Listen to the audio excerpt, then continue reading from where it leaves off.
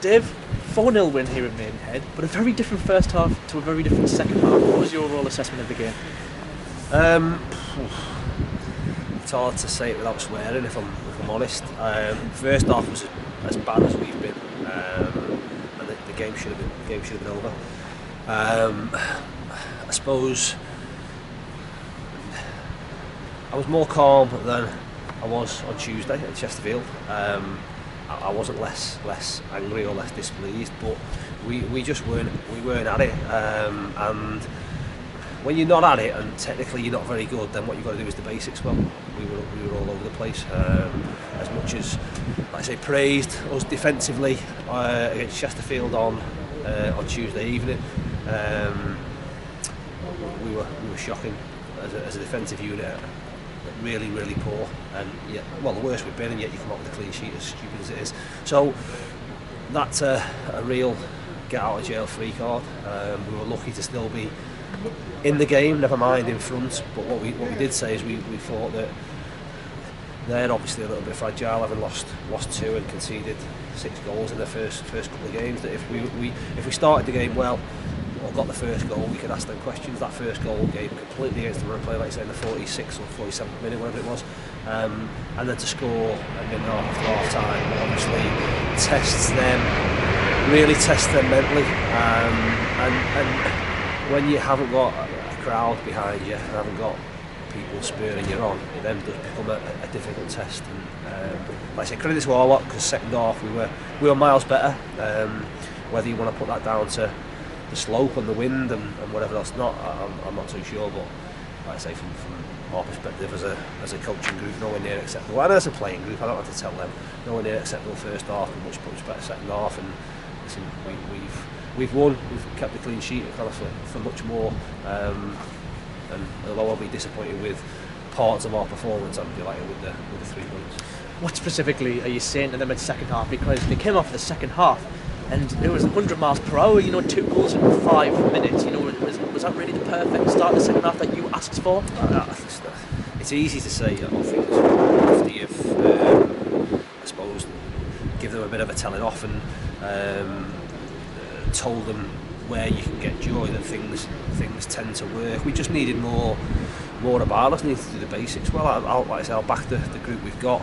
We were nowhere near in the first half. We'd worked on things in terms of, we thought we could cause them trouble getting in behind. Obviously, Challinor with a 1-2, that's the perfect start to the second half.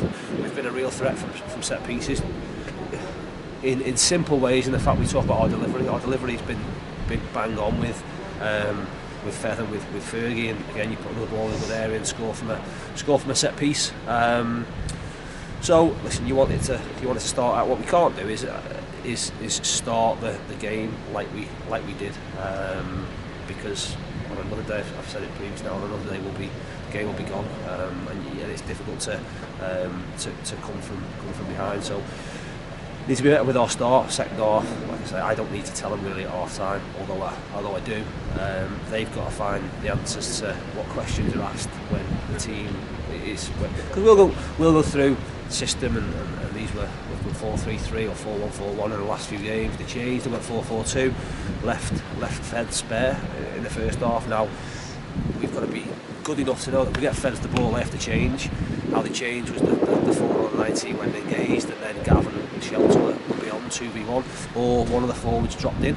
That then meant that Timmy and Brian needed to defend an awful lot better against one man. They never. It was schoolboy defending at times, and like I said, we got away with it. So we'll learn from it. It's much better to learn on the back of a win. And we'll move on to what's a really tough game Tuesday night. We come away 4-0 winners, it's such a huge positive. And when you really look into the game, there was other positives that came out as well. Claudio got his first goal, and that was doing the world of good. Bloomfield was really good as build-up player, and then obviously Joe Gray comes on at the end and has a little bit of a fantastic little cameo. Yeah, listen, Joe's had to be patient through no fault of his, like I say, no fault of his own, through FA, different things with the FA and not accepting his registration. So that's thankfully sorted out. He hopefully would have got his chance earlier than he did today, but it was funny actually. His agent sent me a message last night that said hopefully he can get on and get the winner tomorrow. I said how much prefer he got on was 3-0 up, and as it was, it turned out like that. So yeah, it was good for him. Great for Mace to get 90 minutes.